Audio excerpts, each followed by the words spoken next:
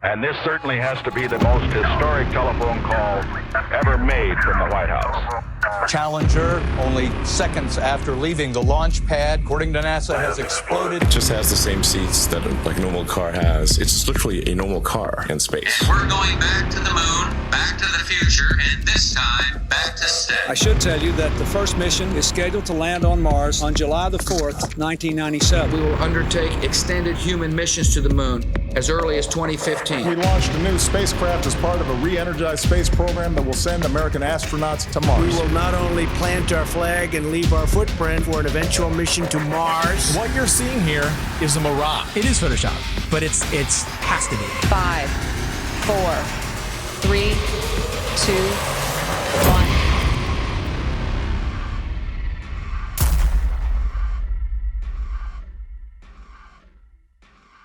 The one thing globe believers need to understand is that you don't just take the spinning ball Earth and flatten it out and put it back in the heliocentric model. Like it's just the only misfit planet and it's flat and the rest of the planets are round. No flat earther has ever said that. No flat earther will ever say that because it's not what we believe. The Earth isn't a pancake floating in outer space, and you will never hear a flat earther say that. And if you would ever actually take the time to study it for yourself or hear a flat earther through, then you would find that it's much different and things would actually make more sense. They've got the narrative control to where anyone that goes to search for this, they're gonna see pancakes floating up in space, and it turns people away. Or they see a snow globe out in the middle of space with water falling off the sides, and they're like, what is this? It turns them away. The mainstream agenda was to push their false narrative, all these hit pieces on flat Earth. In 2016, 2017, that was pretty much the end of the YouTube era where we could actually find real evidence, real content. Any search engine, the algorithms are suited to their favor. You're gonna see all the hit pieces, you're gonna see all the stuff that's there to debunk flat Earth. So it's just, it's almost impossible to get the real information. YouTube played their part in it, and not just cherry picking which videos they wanted to show, but deciding whether or not they wanted you to subscribe to somebody. So on several occasions and with several different content creators, I'd press the subscribe button to then find out several days or several weeks later that I couldn't find that content creator, assuming they'd either been deleted or they'd been censored beyond belief. And of course they had been, because my subscription that was previously made was no longer there. And I know that I hadn't unsubscribed to anybody. And then resubscribing, you'd find again that down the line that the same things reoccurred. There's a major campaign by Google and YouTube and all of these corporate lying companies to discredit the flat Earth. Why do they have that disclaimer under every video dealing with the topic of flat Earth, that it is an archaic, antiquated, outdated model that the ancients used to believe in? Of course, the ancients were stupid. They didn't know how to build Gothic cathedrals, and they didn't know how to build cities and pyramids. The problem is, people that think that flat Earth is stupid think flat Earth is stupid because they're thinking of a stupid flat Earth. And they ridicule and make fun of flat earthers. It's absolutely ridiculous. Since 2015, the content providers for Flat Earth have had a living hell. We have been ridiculed, we have been trolled, we have been censored beyond belief by YouTube. It's really difficult to get the truth out there. YouTube controls the algorithm. Who owns YouTube? Google. These are these big corporations that came in and said, the flat Earth is getting way too big. People are finding this out. We don't want them to find this out. This will just completely destroy our agenda that we've worked so hard for. We're losing it because of our own technology that we created. So they had to get involved. Withholding information and knowledge is a form of control. Now, for new people coming into the subject, if you research Flat Earth, the Google analytic will give you government hate propaganda against the Flat Earth truth. If you go to Google and try to find anything Flat Earth related, then the first thing that's going to pop up is the Flat Earth Society. And that is something that has absolutely nothing to do with this movement. In fact, it's a completely made-up organisation in order to deter anybody looking for some sort of truth. so that you'd first of all get to that page, you'd see these ridiculous accusations and this spinning disc illusion that's going upwards in space that I can assure you nobody believes in. If the globe model was as strong as they claim to be, then there wouldn't be so much concern with anybody talking about a stationary Earth model. Now, everything's fine in court until somebody walks in with a load of shit on you. Everything's fine until somebody out there has evidence that's going to prove you guilty. And that's when you start acting suspicious. That's when you start panicking. That's when you start putting damage control out there, which is inevitably what these bots are, what these trolls are on social media, and of course, the algorithms. This is just a new lie that was started in the 20s, and even before then, they weren't really teaching anything about the world and where we were. It was just common knowledge. One of the main arguments that globe believers come at you with is we've known for 2,000 years. Aristophanes figured it out with his sticks and shadows. Well, Aristophanes may or may not have been a real mathematician. He figured out the shape of the earth. That would have made him the Michael Jordan of mathematicians, but nobody ever mentioned him in a book until the mid-1900s. What's crazy is I've talked to some elderly people and they've told me that back in their day when they were in school, they didn't even learn about people like Copernicus or Galileo. Everything's up for grabs at this point. People like Christopher Columbus and any other figure in history could be totally false or created just for some sort of agenda. This is everywhere. We found somebody in Croatia. They said they were teaching flat earth through the 1930s. Most people think that this flat earth versus globe earth has been going back and forth for thousands of years. No, it has not. This is a brand new deception. They come up with these stories, these fictional stories, fictional characters, to reinforce that we live on a ball. All of our globe provers, Galileo, Aristophanes, Copernicus, the pictures of them show that they're Masons, but I contend that we don't even know if they're real. All of our history is a lie. I've met people that said that they were taught flat earth in the early 1960s in school. They were taught flat earth and globe earth, and then it kind of just went away. I interviewed Ruth, a 102-year-old woman, back in February of 2020, and she was taught flat earth in public school in Connecticut. Tell me your name. Ruth Heath. Ruth, and how old are you today? 102. 102. So you were born in 1918. 1918. And we were just talking, and I asked you what shape the Earth is, and what did you say? What were you taught in school in elementary school? I was taught in school that the Earth was flat. Where did you go to school? Elementary school? I went to Spruglin School in Hamden, Connecticut. So how does it make you feel to realize that you were right as a kid? It makes me feel better. It does make you feel better, right? Oh, it makes me feel alive.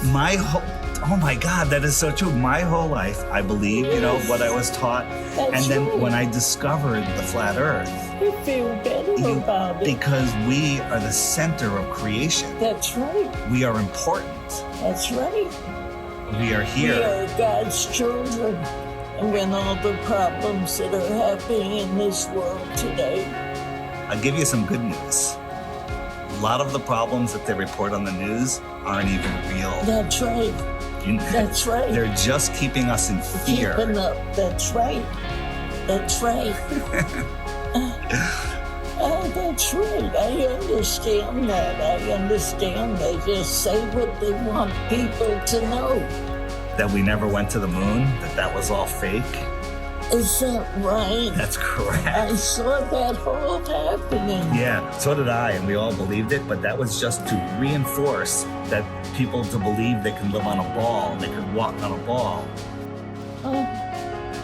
It's such a lie. It's such a lie, but knowing the lie is like going to a magic show. I woke up.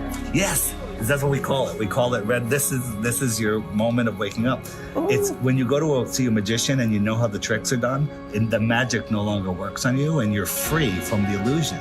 So knowing this is going to free your heart. Cry. Yeah, it's okay. It makes me cry. Happiness. Yes. Tears of joy. Yes. Thank you. All right, give me a hug. Here we go. All right.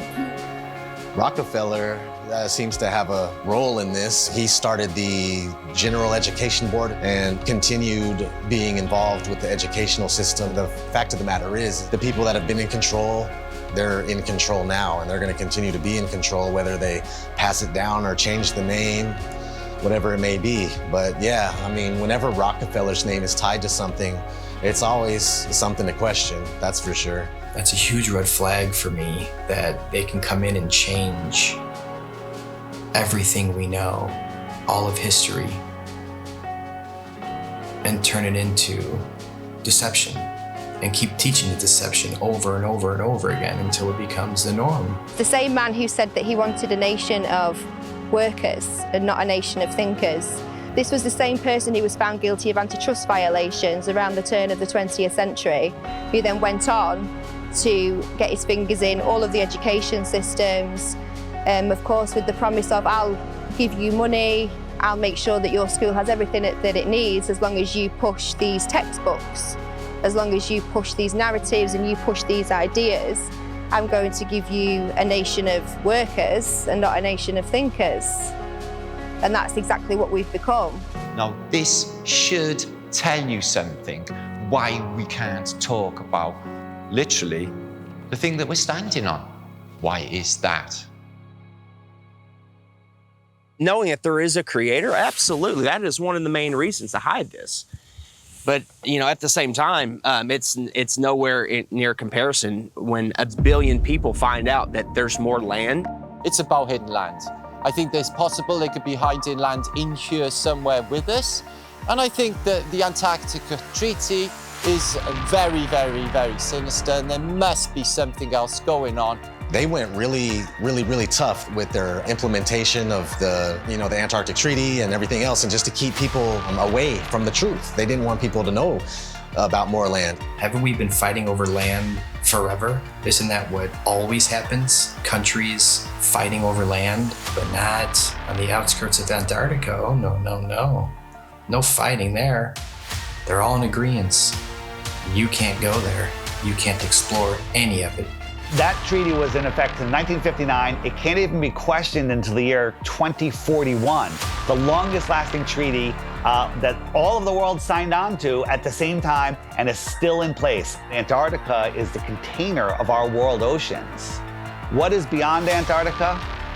Why is the government hiding Antarctica from us? Why is Antarctica completely off limits except for taking a tour of a little peninsula off of South America, which is nothing? And people go, well, you can go to Antarctica. We spent months trying to actually do it. I was going to send a crew. They won't call back. You can't even go there. There's one peninsula where you look at penguins. So exactly. Then you think, I have some friends that went to South Pole. Yeah. They put them in that little island with penguins. You can't just say you went to Antarctica and you walked around it. He's like being in New Jersey and saying you were chilling in California. It's huge. There's about 100 different companies that you can spend a lot of money to go on a little guided tour of just that peninsula, but all of those companies are owned under one umbrella. One person controls them all. They don't let anybody explore Antarctica.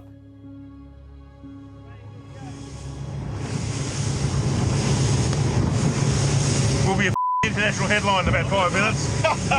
Australian Navy ship shoots. Facing our way. Bad boys, shield. Is it? The turret is turning our way. The turret's turning at us. Boy, we should hide Adrian in case they think we're trying to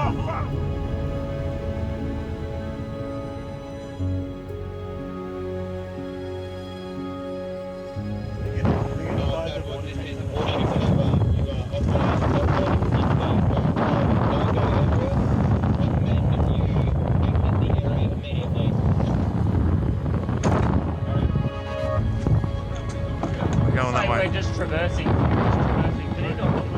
there a helicopter coming at us now? Are we late? I don't know. Just travel, just go. Just go. You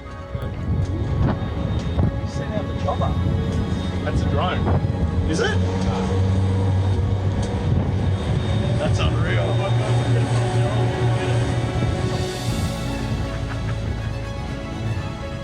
When people say, why the lie? One of the main answers is they're hiding more land. What if we can truly become free. The whole reason for this is because of more land. Because think about it, if there's more real estate, if there's more resources, natural resources, if there's more food for our starving children, if there's more space, more room for us to get away from the trafficking, if there's places where we can go and other civilizations we can be a part of, where they don't charge you for water, they don't charge you for free energy, they don't charge you for property taxes. What if there is more land? Nobody can go explore Antarctica, period. Because if humanity found out there's more land, then the heliocentric theory is gone.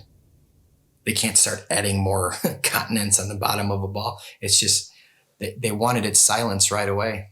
There is evidence out there through old maps, namely the 1,000-year-old Japanese Kawabashi map, which shows continents and lands outwardly of what they call the ice shelf or the ice wall. So why are they teaching the globe model? Well, you see, the globe is a container, and it's a container of all the known land.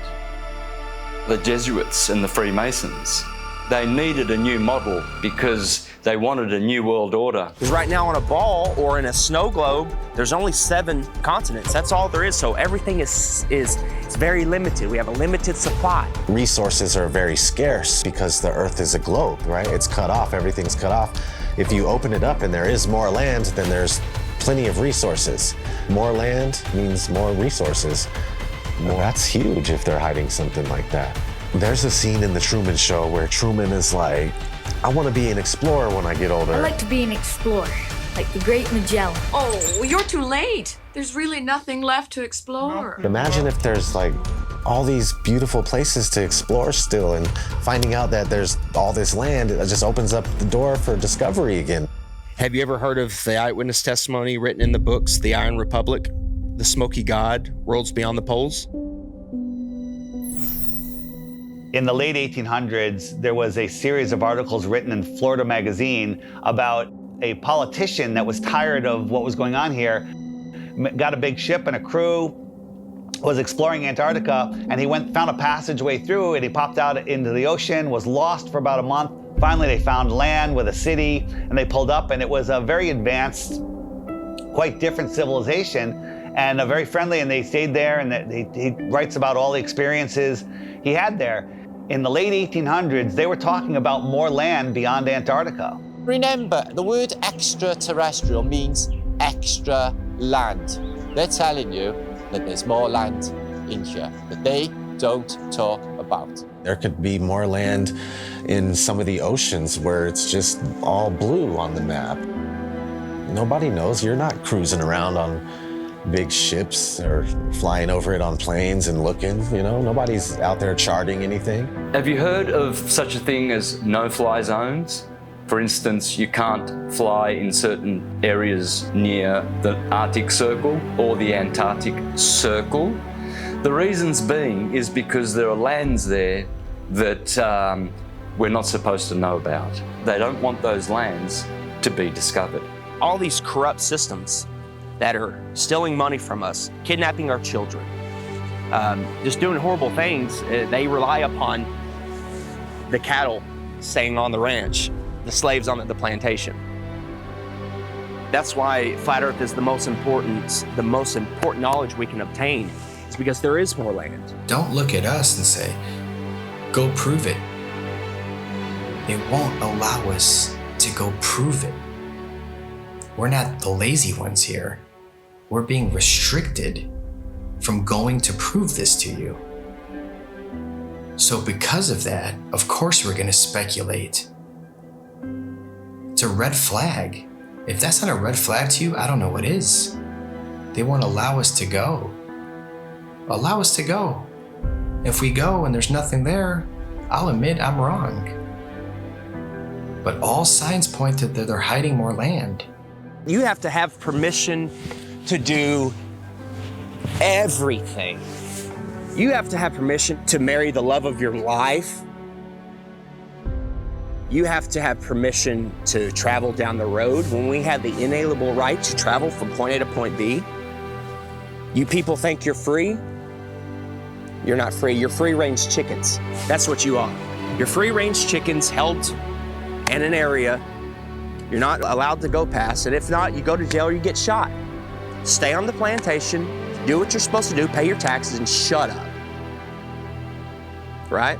Well, if there is more land, and I sincerely believe that there is, then that's the perfect reason to lie to everybody. And it's not just about hiding a place for more resources and where else we can go and dig for gas and gold. It's not about that. They're hiding freedom. They know that as soon as we all find out that there's another place to go without dictatorship, that we'd be gone. There's endless amounts of everything, and there's so much more land out there, and there's many places to explore, and they just want to keep us here in the middle of the pond, stuck here thinking that this is all there is. What happens to the price of gold and all natural resources if there's more land? Gold can't go to $1 an ounce. Gasoline can't go to 20 cents a gallon. We can all have, you know, thousands of acres of land to ourselves. The whole system crumbles. The entire system crumbles, period. On the other hand, we have the North, which is also off limits. I went on my first official trip. I was going with my father and my grandpa Sinclair up to the North Pole. It was a very glamorous destination. I figured I was finally going to be let into the reason for the existence of this high security Arctic base. That was exactly right. We drove slowly through and past the buildings on a special top secret mission. And that's when I understood just how powerful and wonderful my father was. The North Pole is a biggie. It's always been in my mind. I've juggled with the idea, is there hidden land? Could they have possibly hidden a continent in the Arctic Ocean, which is seemingly an ocean? They could hide land there. Many, many old maps will show you the Hyperborean, 4 continents, and in the center, Axis Mundi. And I think that is what's there. I think there is Mount Meru. And I think that gives off an acoustic device. There's definitely something special going on up there, and if you just think about that long enough, why do compasses point north? I mean, that's really wild in itself. What if we all took our compasses out and just followed them until it stops? A compass will always point north, towards the magnetic north. There's some kind of force or some type of energy, frequency, vibration that's pulling that needle to the north. It's crazy to think that all compasses are pointing north to the North Pole. No compass points south. There is no South Pole. There's no compass that's going to go south. And no, it's come past, come to the north. There's something there. I think we can all agree there's something there. And it's crazy that they cover it up. They've covered it up for so long. There's ancient civilizations, the Nordics, there's people have talked about, you know, the Rupert Nigra, the Mount Meru, the giant magnetic mountain at the center. An entire magnetic mass or a mountain that is strong enough to make everybody's compass point north. When I was a kid in school, they showed us a National Geographic video of the guys that were getting to the North Pole, and they just basically made it look so horrible and miserable and dark and cold that no kid ever in his life would go, hey, I want to go to the North Pole. So if you watch any documentary about the North Pole or anybody venturing to the North Pole, all you're gonna find is some dude mobbing on an ice sheet, and he's got a little device in his hand. He's like, 3, 2, 1, North Pole. And that's not the North Pole, man. That's I just don't know what this is. It's a map. My father showed me a map like this once. Inside the circle is your world and my world.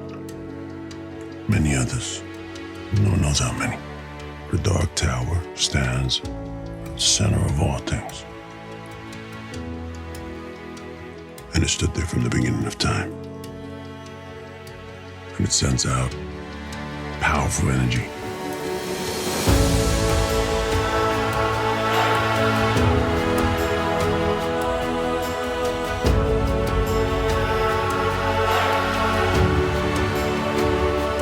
I think that there's possibly a North Pole part of the electromagnetic torus, which gives off a green light, which you see as the Northern Lights. The North Pole is the center of the Earth. It is a hyperbola.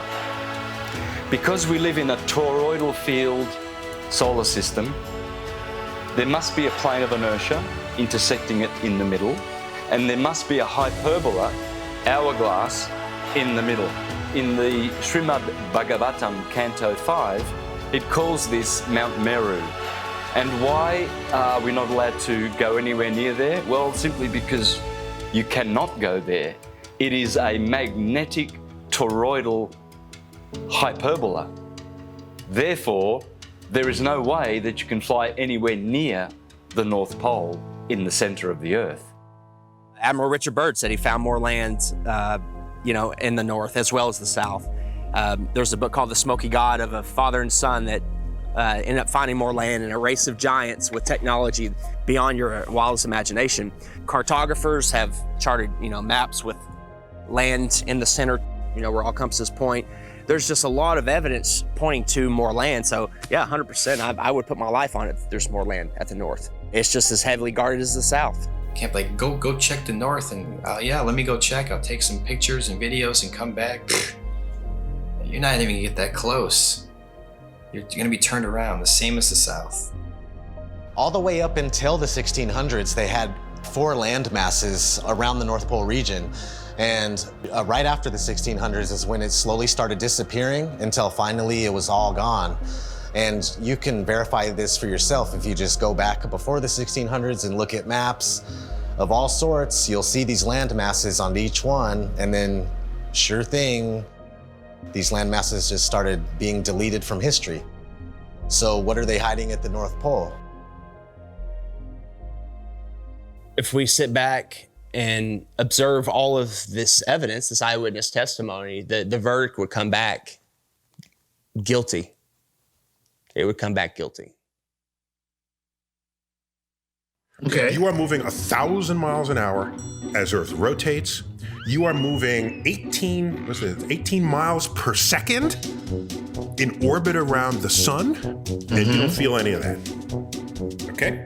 Okay. You don't feel any of that. If it's trying to fling you off the Earth, okay, but the force of gravity is resisting back, by what force is it trying to fling you off? That upward centrifugal force subtracts from the gravitational force that the Earth is trying to put on you. It subtracts. Okay. So Chuck, what do you weigh here and now? 192 pounds. Yeah. I'll give you the 190 pounds, okay? Okay. So if you do the math, you run to Ecuador, because we're in the Western Hemisphere, so let's stay there. You run to Ecuador, you will not be 190 pounds. You'll be like 185 pounds. What? That's how significant it is. That's if I did my math correct, and I think I did, there are pounds less that you weigh for living on the equator than for living anywhere else, simply because the spinning Earth is trying to fling you off. Nice. Yes. Yes. If the Earth is spinning at 1,000 miles an hour in a curved trajectory, we're dropping at a rate of miles per minute. But somehow none of that inertia affects these rocks here, which are perfectly balanced. The fact is, the Earth is stationary, and that is scientific, not pseudoscience. In 1879, George Airy, astronomer royal for 49 years, who did a telescope experiment and proved that the Earth was stationary. Then we have Parallax, also known as Rowbotham, who carried out an experiment in the late 1800s on the Bedford Levels experiment, where he went at a distance of 6 miles, which should have showed up some sort of curvature of around 16 foot. No curvature was seen at all. Then we have Michelson, Morley and Sagnac in the early 1900s with their interferometers using light instead of telescopes this time. And with their interferometer experiments, they proved that the ether over the Earth, the field, is moving and the Earth is stationary. We also had Michelson Gale. They did an experiment in the 1930s and proved that the Earth is stationary. One of the greatest science experiments of all time, in my opinion, is from Marconi. Marconi in 1901 set up transmitters to send radio waves, like signals, wireless signals across the ocean, Atlantic Ocean, okay? So he has one set up in Europe and one set up in Canada, okay? And they're sending signals, I think the letter S was the first one, boom, and it worked. Almost 2,000 miles across the ocean, they got the signal. There's no curvature. You're talking about 600 miles of curvature between the 2 points, but it worked because all water's level. I don't even know if he was trying to talk about that at the time. It was just more about his technology that he was coming out with. And have you learned about that in school? No. Then we have Pierluigi Ghina, a colleague of Marconi. And before he died, he showed people in his laboratory how the Earth is stationary. You can go to my channel, Mr. Astrotheology, and you can see videos of Mr. Pierluigi Ghina proving in his laboratory with strobe lights how you can prove quite easily that the Earth is stationary. Every scientific experiment throughout time looking for axial rotation or curvature has proven the opposite. They don't teach this in schools. Any observation, when you go outside on a calm morning, you can see a perfectly glass lake. And your senses will tell you that, nothing is moving. We, stationary Earthers, we have science, real science, on our side, and the Globies have pseudoscience. In fact, all they have is Einstein saying, I have come to believe that no optical experiment can prove that the Earth is moving. And yet, the Earth is moving. Science! Yeah, Albert Einstein. I always recommend people go watch Albert Einstein in his interviews. He's reading cue cards. He's reading notes that someone handed him, kind of like people on TV nowadays. There is no optical experiment ever been conducted that can prove that the Earth is moving. The Earth is spinning at 1,040 miles an hour. You can't feel it, you can't measure it, you can't observe it, you can't repeat it, but trust us, there's not one experiment that shows the Earth is spinning or moving whatsoever. There is, however, an experiment that was proven in Behind the Curve. Bob Nodell was talking about the ring laser gyro, showing that there is a apparent 15 degrees drift throughout most of the day. When we turned on that gyroscope, we found that we were picking up a drift, a 15 degree per hour drift. And this was taken out of context. It was later, the experiment was done at a higher altitude and it showed a different rotation speed, which absolutely proves it's not the Earth that's moving, that it's the ether that is spinning above us. Netflix is mainstream. Netflix is the alternative mainstream narrative. Netflix can't go against the grain. They'll lose their contract. A documentary, like a mockumentary. I'm sure someone watched our movie and was like, whoever made this movie is a government shill, and they're just trying to hide it. Netflix is in on it, trying to hide it. Yeah, he accidentally proves that the Earth is round. It was the biggest mic drop. It was the biggest mic drop, and I love that you kind of cut it. The thing is, we have technology that is outrunning their lies. Now we have time lapse. Ooh, imagine that. We have time lapse where we can point at the sky, and year after year, day after day, hour after hour, the sky's spinning.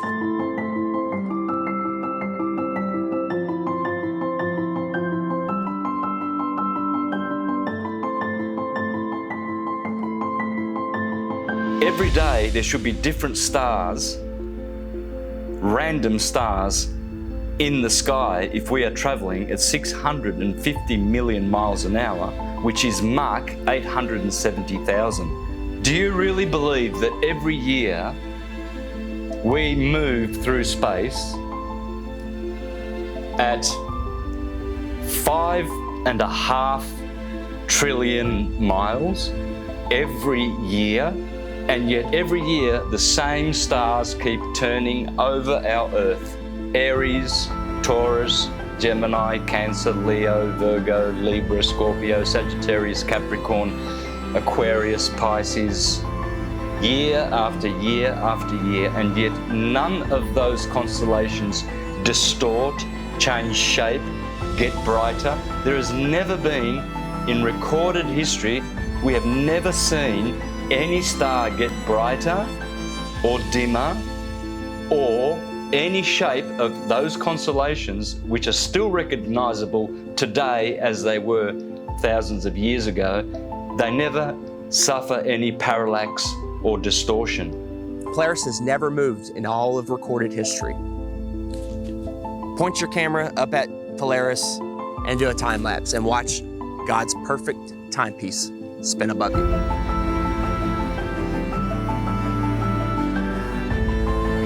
And we move 5,694,000,000 miles through space every year. Congratulations to you if you believe that. It's called education, indoctrination, and dumbing down.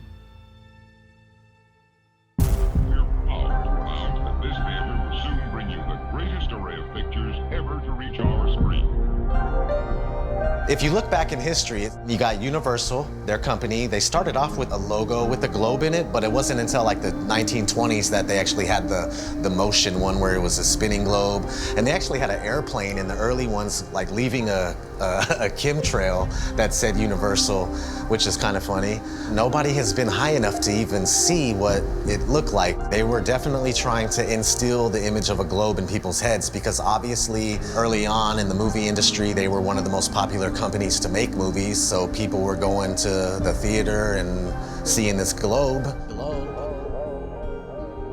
So they're showing you a globe before every single movie to program your mind. They were showing this globe before they even went up there to see what it was. I think the first man ever to go up and check is Picard going up there. I mean, that's a story we're not taught in school. From the practical point of view, Professor Picard's experiment is of the highest possible importance. These timelines, these dates, these are facts. We got Auguste Piccard coming out in the 1930s in an actual publication by a science journal saying that the Earth looks like a flat disk with an upturned edge. Besides Universal programming you, you had Walt Disney programming you with space documentaries for almost 15 years straight. Some pretty crazy propaganda in the 1950s.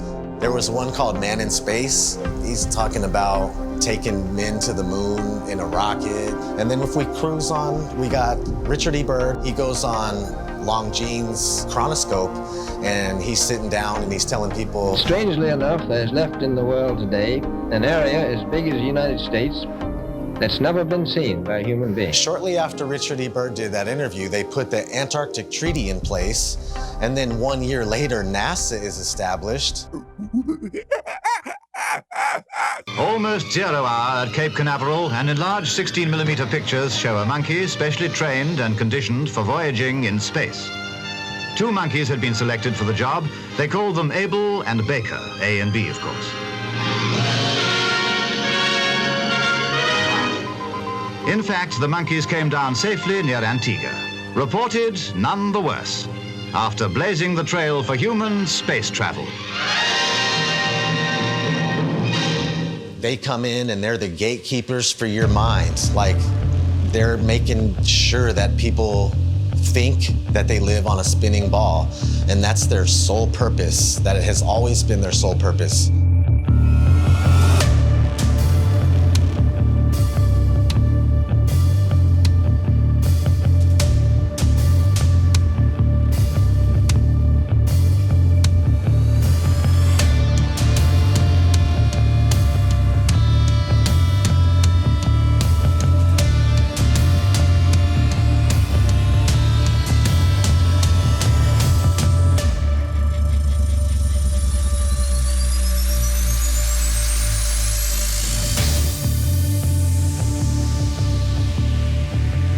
That is the magic of engineering. I would wear a mask on my face in a nanosecond, but unfortunately we lost the technology.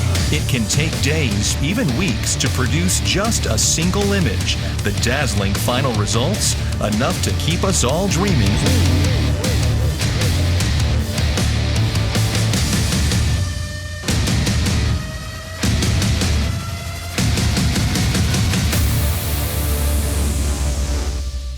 NASA is hiding the frickin' flatness of the Earth. Why? It's okay to say, I have a fisheye lens, right? Because yeah, fisheye lenses are useful. You know, you get more, you know, in architecture or, you know, realtors use them. But when you're doing it too much and you're not really coming out and saying why, questions build up.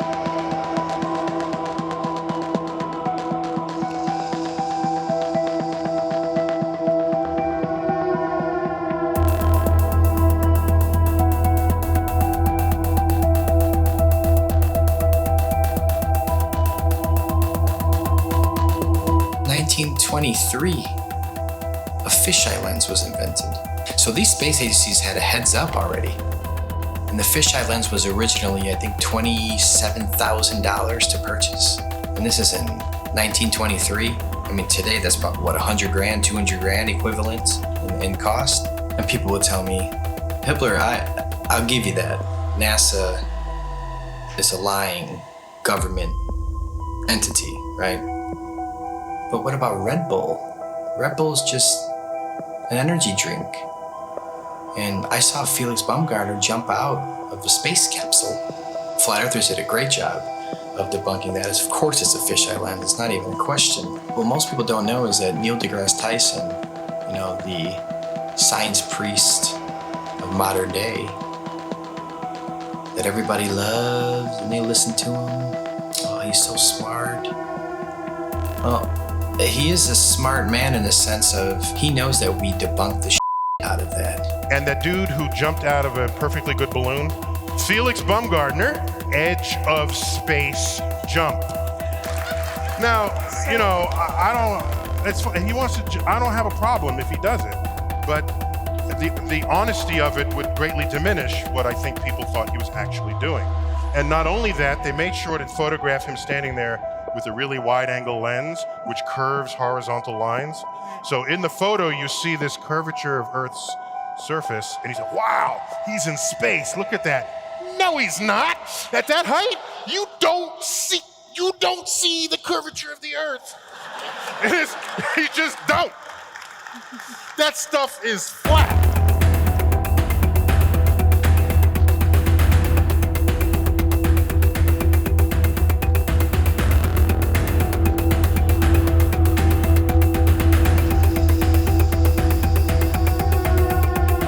Put so much pressure on Neil deGrasse Tyson to come clean. He had to. We exposed Felix Baumgartner. That's a complete fisheye lens. There's no curvature at all on this Earth, let alone they're trying to sell it as 23 miles up, there's curvature. Even though people will sit there and swear they saw curvature out of an airplane 10 miles high. Yeah, okay. So your priest Neil deGrasse Tyson admits 23 miles up, no curve. How do you feel about that? All right, maybe you say that's no big deal. Okay. Even though Felix Baumgartner himself said he could see the curvature of the Earth. It's almost overwhelming. When you're standing there in a pressure suit, the only thing that you hear is yourself breathing.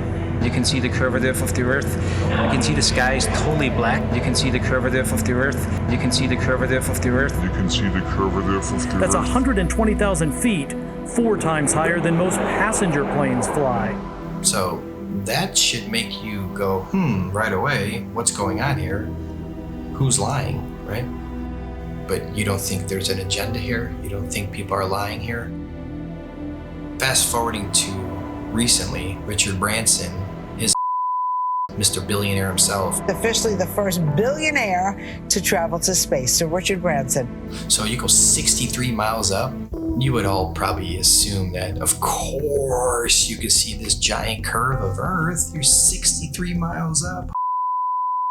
Richard Branson supposedly goes up 63 miles, even though it's nothing but fisheye lens footage. We exposed that. Here comes Neil deGrasse Tyson again, damage control time. Oh, by the way, you didn't ask, but I'm going to tell you. Do you know how high up above the Earth he was? No. So if you take a 63 miles. Oh, yeah, say right. So take a schoolroom globe, and that's how high above it is he? So he's about 2 millimeters above the surface of a schoolroom globe. So nobody has seen the curvature of the Earth from that height. I just want to make that clear. You can't see the curve out of an airplane, right? 10 miles. You agree? I hope you agree so far. Okay. So 10 miles up, no curve. Red Bull, 23 miles up, no curve. Branson, 63 miles up, no curve. So where is this curve at that you swear by?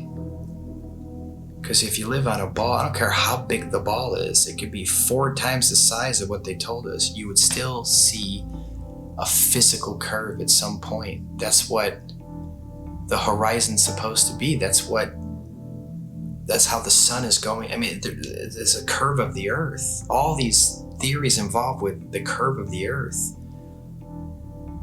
get thrown out the window. That's what happens with a new company. This is the fiction section. Fiction means it's a made-up story. Oh, hey, Elmo, I bet we can find your Galactic Gale comic book here. Oh, boy, Elmo, hope so. We all know who our enemies are. They are called the globalists, with their false idol that they give children on the teacher's table at kindergarten, the false globe of the global agenda. People are just deceived. I mean, I grew up from kindergarten. There's a globe. My kids, they graduated from kindergarten and it was a freaking globe. They gave them a globe at graduation to take home like an inflatable beach ball. And I was looking at that thing going, oh my God. We are taught that the Earth is a ball before we can talk. In school, there's a globe in the class. One of the first worksheets we get is a sheet on the orbits of the planets and the sun. And I actually still remember that sheet. I did it, I got it right, I was so proud of myself. Sesame Street has astronauts on, Disney, it's all globe programming. So your entire world belief is around this. If you think about it, they've gotten us at a very, very young age with the lying. Before we have any critical thought, the capability of thinking for ourselves. They teach us lies from the very beginning, from Tooth Fairy, Santa, dinosaurs. With Santa, for instance, I mean, we're taught this lie, you better be good. We need you to stay in line and be good. Don't be naughty, be nice. You want to be on that nice list. Santa will come and bring you this material gifts, and then fast forward, you find out Santa isn't real. For 5, 6, 7 years, however long the lie went on for, you've been conditioned a certain way, to act a certain way, so you'll fall in line.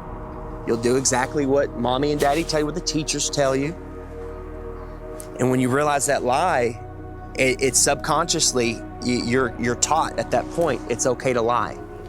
It's okay to lie, it's okay to accept lies, it's okay for people to lie to you, it's okay for you to lie, so the whole world is a liar. Everyone's a liar now, because they were taught at a very young age it's okay to lie. They get you with these lies of Tooth Fairy and Santa at a young age, so when you're an adult, you can't tell the difference between a lie and reality. And when you do find out it's possibly a lie, oh, it's okay. You're subtle, you're passive. You allow the lie because you're used to, it's okay to lie. You've been conditioned your entire life. It's okay to lie, it's okay to be lied to. So when the lie comes out, people are just like, okay, whatever. Got to turn on my Fox News. Got to go to the bar, got to go watch my football.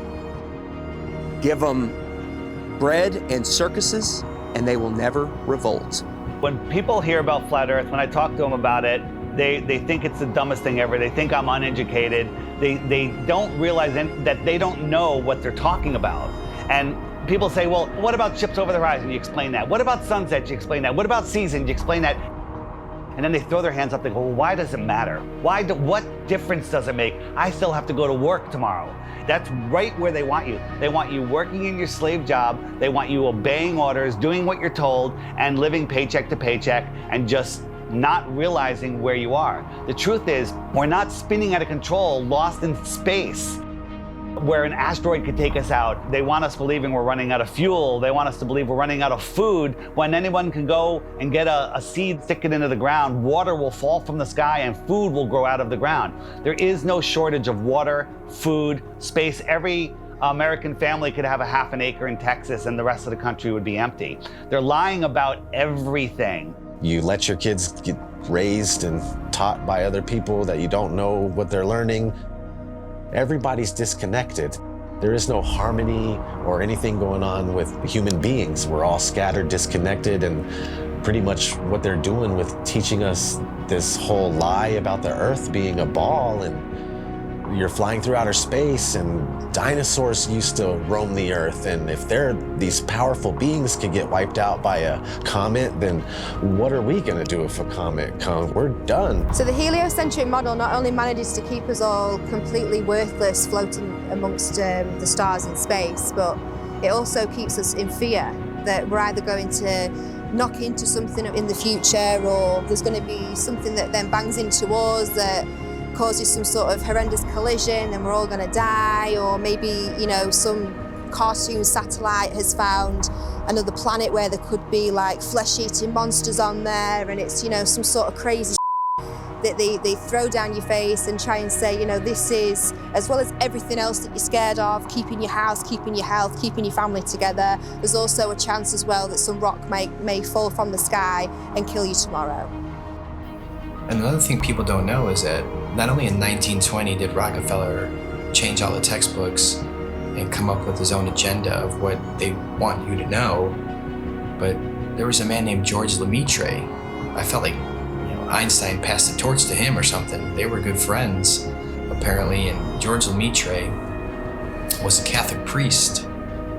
Yeah, a Catholic priest. And in 1920, he said, hey, we came from a Big Bang. It's all about 1920 was a crazy year, huh? 1920, they said we came from a Big Bang. We exploded from nothing.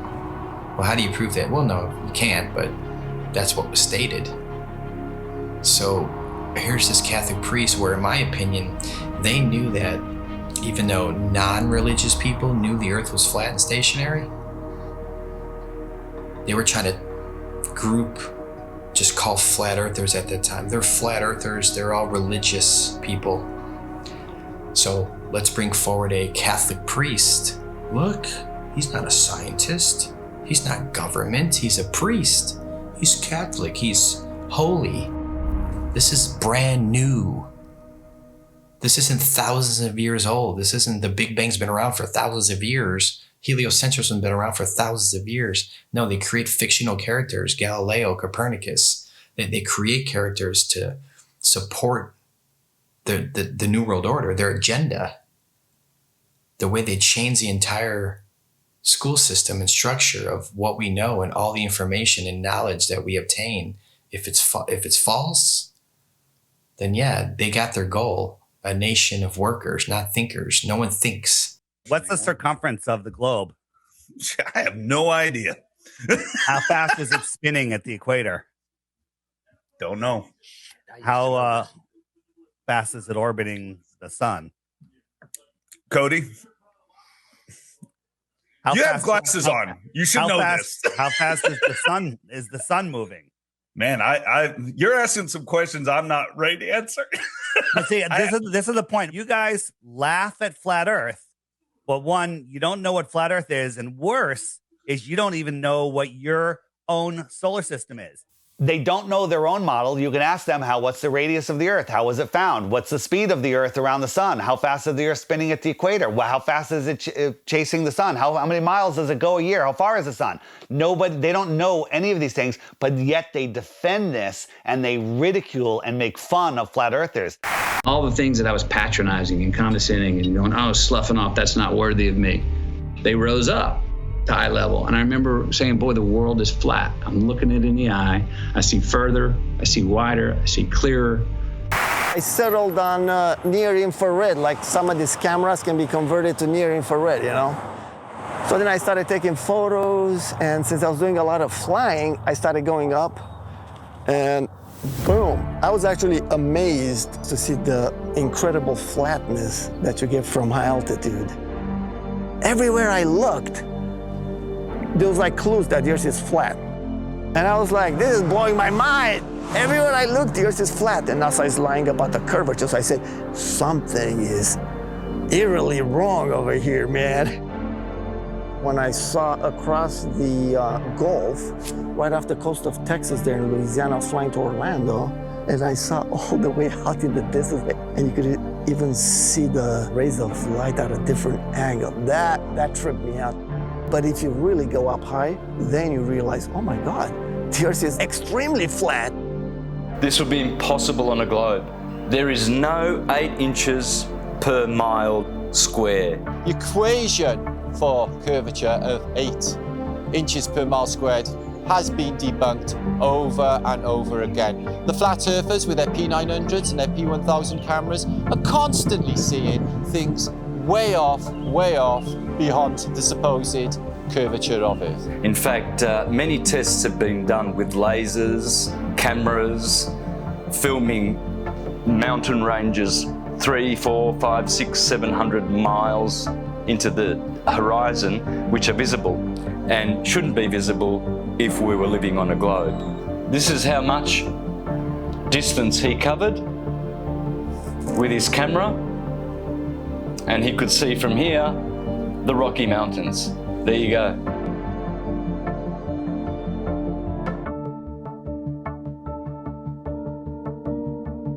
There is no 8 inches per mile square. There's no way you can see 500 miles on the other side of this ball. There's no buildings that are curving backwards. If point A to point B, you're on a ball, you know, they're not gonna be flat up and down like on our flat Earth. They're gonna be like this. There's no tilting. They've measured distances from the base of buildings to the top, level and flat. People look out at the ocean and you see ships and stuff, and it appears like these ships and boats, they go down. And that is a huge factor as to why people think the Earth is round. If you look at the ocean or a lake, it looks flat. Look at that. Look how straight and flat that horizon is. Looks flat, doesn't it? See, it looks like a table or a board. Now, once in a while, you might see mountains or hills, but those are just like little bumps on what looks like a flat Earth. As ships sail away, they don't disappear all at once. No, first, the bottom will disappear. See, the bottom of the ship is gone. Now we can see midway up, and then the whole thing disappears. So people realized that the world is curved. I mean, it's a big curve, but it's curved. That's what we call pseudoscience. You could buy a camera now that zooms times 100, and you could zoom in on these ships and boats leaving your view, your human eyeball's view, pull out a camera and zoom in on it, and suddenly you're back. It's on top of a level surface, still cruising. So the limit of your vision is where the sky meets the ground due to perspective. As they come together, that's the limit of your vision. That's called our horizon. The horizon is optical. If you had a super zoom camera, you can zoom in and make this angular size bigger to reveal small objects that you couldn't see. And then when you zoom out, it goes back together and things disappear into the horizon, not over. We see skylines beyond what we're supposed to see. I mean, the visibility from 100, 200, 500 miles away, it debunks the whole 8 inches per mile squared. Photogrammetry, I think, is one of the best way to convince yourself.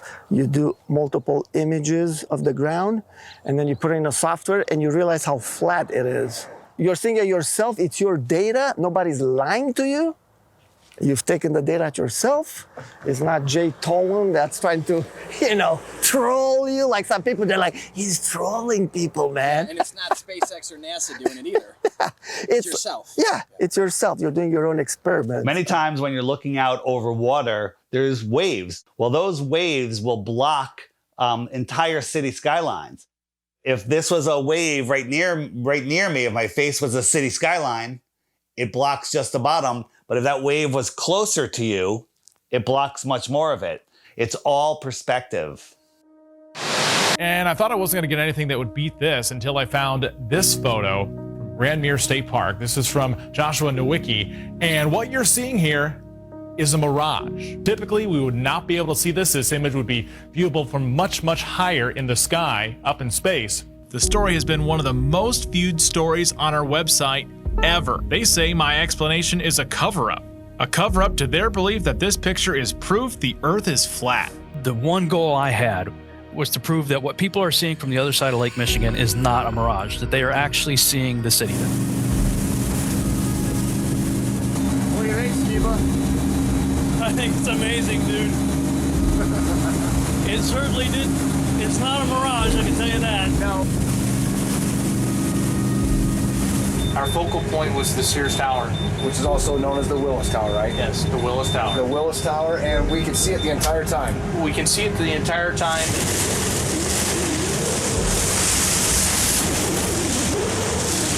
That's not a mirage. That's not a mirage, whatever you're looking at. You see it? Yeah. That's that. It's the aberration of the because of the air. It's not a mirage. That's the proof right here. That's the proof. I was shocked to find out that there are a number of people that believe the Earth is still flat, and that to them, this is actually proof that the Earth is flat. One person just questioned me and asking me for a retraction of the articles and lies. A lot of people try and kind of be nice about it. Well, are you sure you did it right? And then they send me links that the Earth is flat. And some are just pretty straightforward about it, and they title replies calling me a deceiver, and that I should check my degree or quit telling lies on television. It got me questioning a lot of things. Were my calculations right? No. You can obviously see Chicago from that far away. It really is the Chicago skyline. We can see things farther and farther away than that and prove it. You can prove it yourself. You can go there on a clear day and see the same thing. You can go do the same tests and prove it to yourself. That's the best way to do it, right? Prove it to yourself. That you're not taking anyone's word for it. It's you're doing your own experiment. It's not a mirage. It's not an illusion. It's Chicago from 60 plus miles away. I mean, we could barely see the street sign a few blocks ahead of us on a foggy day. I mean, they're spraying our skies with shit all the time. You can open your weather app right now and it'll tell you the visibility. But that's how far they're telling you can see through the weather patterns. There's so many different factors of why we can't see that far. We're not superheroes. I mean, take any flat and level road around your house safely, test it out, make sure it's level. But you take your camcorder and you bring it all the way down to the ground and you zoom in and you see all this distortion and it kind of vaporizes and globe heads want to act like this bridge is bending around a curve and there's the curve. It's like, no, it's an optical illusion. That's all it is. This has been replicated many, many times. There is no curvature. Stop fooling yourselves. That even something like the sun, when it goes across this huge plane, it sets and it disappears due to perspective. So you're seeing it come and go on such a vast plane. It's so huge that the sun could come through and go so far away that it just goes out of your view and behind so many false horizons, i.e. mountains, trees, forests, city buildings, just really tall things. Keep in mind, the sun is much smaller and close.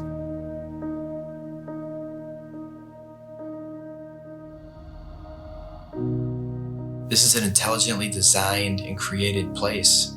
As the sun, moon, and stars are rotating around, knowing that we can only see a certain amount of light, I think, 1%, there's only so much light our eyes can actually see. Unless you're on like DMT, I'm sure you can see way more lights. But naturally, we can't see that many lights in the sky.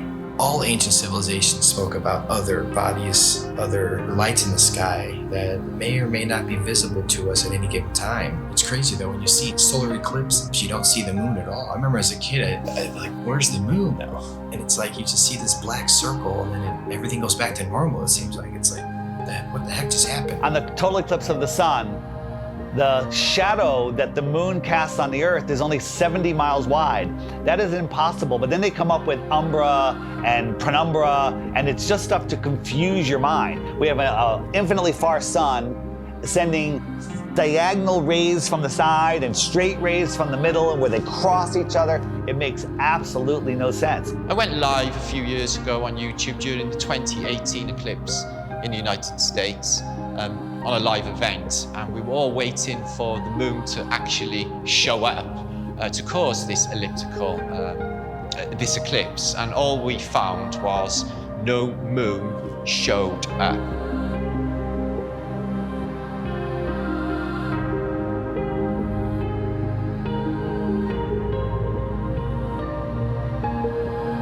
So that blew my mind, to think that there was actually no moon visible, yet this effect of the sun literally being covered by an object I had witnessed. Why can't we see the moon approach the sun, eclipse the sun, or exit the sun? And we don't. We just see a black circle eclipsing the sun. We never see it next to the sun. Now people say, well, it's because the sun is so bright. When the moon is totally eclipsing the sun, you should be able to see the features on the moon. You should be able to with a regular camera, with your regular eyes, with an infrared camera, but it has never been seen. There's only been anti-flat earthers that will fake an image and fade it into a picture of the eclipse. There's no video of it. Think about what an amazing video would be if they could film it from the International Space Station or from the moon itself.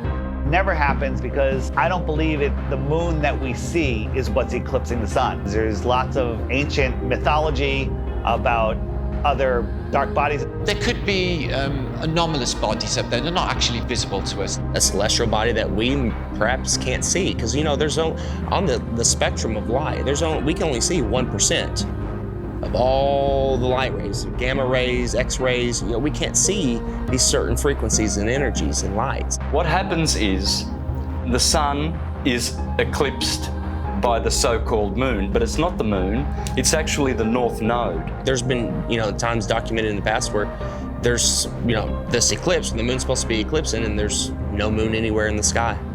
Nowhere. Anywhere. That makes absolutely no sense. So there's got to be another celestial body. The oldest ancient symbols, and it's the black sun, a celestial body that we perhaps can't see.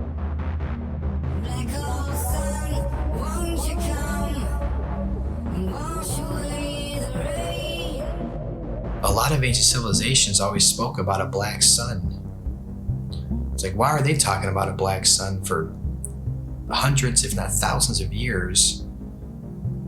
And that information now is turned into, oh, the black sun is an evil thing. It's like, well, yeah, of course, that's what they're selling it. They're selling it to you as an evil thing to stay away from it. They already don't want you to like the real sun in the sky. They push it so far away. They want you to not care about it. There's a reason it's close to you. There's a reason it's here for us. There might be more suns and moons on the outskirts of Antarctica, on the outer lands. There might be more suns and moons. There might be more suns and moons in our world here, but we just can't see it. And you talk about the seasons itself. Seasons prove the Earth is a stationary plane with a local sun. When the sun is circling over the Earth over here in the Tropic of Cancer, these people here, they have summer. But 6 months later, the sun is over here. It's going around over here. So Australia down here, and South Africa, and South America, now they have summer because the sun is local. It's not 93 million miles away. And the sun and the moon revolving and springing into the center seasonally and then springing back out again. This makes perfect sense than a spinning ball hanging on an invisible skyhook at a degree of 6.66 of a supposed axis, which tilts the Earth. People need to stop defending a theory that they were taught in kindergarten. So at sunrise, every sunrise should be arctically cold, because that is the most severe tilt possible. And to make it worse, in the northern hemisphere, in the heliononsensical model, the sun is 3.5 million miles farther away in our summer. But when the sun shows up on the horizon, I can feel the heat on my face immediately. I can get a suntan in June. But in December, at solar noon, when the sun is at its highest point in the sky, I can look up at the sun and barely feel the heat on my face. And also, it's 3.5 million miles closer. The whole tilt thing doesn't make any sense. And when the sun is on this side, it only illuminates this part of the Earth because it's local. And this part is dark, that will be night. So it's quite easy to understand day and night and the seasons and explain them on the flat Earth than it is with the globe model. The sun, moon, and stars are rotating around our heads like a perfect clock, and it goes out of your view as taking the light with it. This is an intelligently designed and created place. The sun does move about 15 degrees per hour through the sky, but when it gets close to the horizon, it kind of stops and it stays there and it moves at a different speed. I filmed this several times with my drone. No humidity and not over water. And it'll just stop and sit there. And then it kind of just fades away as it goes into the distance. But at the same time, because of perspective, I have friends that were down at the beach that saw the sun set 10 minutes earlier from the bottom up. And that's simply because they're looking across a span of water that has a hill with trees, a tree line on it, which is hundreds of feet over their heads. But from their point of view, it's at eye level. And as the sun moves away, it just gets eclipsed by the tree line, which they think is eye level, but it's high up in the sky. Water. It's always flat, always level. So starting at the northernmost point, as far as I can get, of Lake Michigan, and then traveling south, you can see that red line here, that the body of Lake Michigan is 574 feet above sea level, and it's level. There's no change in elevation, there's no curve. This cross-section shows what an undisturbed body of water looks like, and that's level. We know that to be true. There's three properties of liquids. They have mass, they take up space, and they always take the shape of their container. The physics of water is to find and maintain level. So if it's in a cup, to this lake behind me, to the seas, to the oceans, that's why I call it sea level, because it's flat and level. No matter who tries to sell you the idea that water's curving over a ball, it's just not happening. That's the number one proof right there, just water alone. Water alone proves that the Earth is flat, because water always finds and maintains level, period. Water does not curve. In its temporary state, it's finding its level. Once it hits the ground and finds its level, it remains level. I never even thought of the idea of water maintaining its level, and that alone just was like mind-blowing. Like, absolutely, water has to maintain its level. Like, it's always, if it's calm and there's nothing going on, you know, you look at a lake, it's just chilling flat. It has to be. It can't curve. There's nothing you can say or do to ever show water bending or curving. Water needs to be contained. No matter what you do, it's going to remain level. The flat Earth proves beyond a shadow of a doubt the existence of intelligent design, a creator, and we are all important in the center of the universe. Yes, it is absolutely imperative that we know that there is a creator, that the sun, moon, and stars revolve around us, that we have a purpose. We are at the center of the universe. I didn't become a millionaire until I realized I was at the center of the universe. And then I have a purpose. Once you understand that you are at the center of creation, everything changes. And basically, we're unplugging from the matrix. We're unplugging from the heliocentric system. And when you do that, the rulers of this world, you unplug from them. You stop feeding them what they need. They want your fear energy. They want your labor. They want everything from you. And people unknowingly just keep giving it to them. I don't want my children to be lied to, and I don't want my grandchildren to be lied to either. So if this is going to stop, it starts with you and I. You know, they inherit all this stuff. You go to school and they teach you. When I was in grad school, man, I was shocked that most of my classmates were not really interested in learning. They were interested in passing a class. On the one side, tens and tens of scientists proven that the Earth is stationary and we have nothing on the globe's side, so the Earth is stationary. No one thinks how easy it is to do this, and they pulled it off, unfortunately. But we're here now to completely reverse this, and people hate on us from the left and from the right. Everyone hates on us. Like, shut up with your flat earth stuff. It's not important. It's the most important thing. It opens the door for everything else. You want to know the truth? You have to know where you live.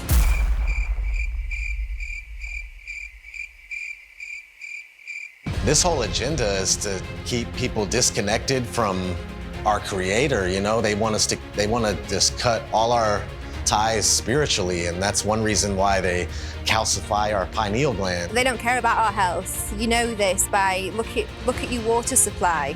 Even the water that you'll drink yourself when you go and buy bottles of it, it's got chlorine in it, it's got fluoride in it. These are all chemical waste products that they then rebrand and put in our drinks and tell you, oh, well, it cleans it. We'll also take away all of the medicine that's kept people alive and well for centuries. And they'll tell you, oh, no, that's not good for you, that's not safe for you. Here's our product, here's our petroleum-based medicine that they've been pushing on us for the past 100 years. And of course, look at people's health, look at the world's health. Are we a healthy nation? Is any nation a healthy nation? No.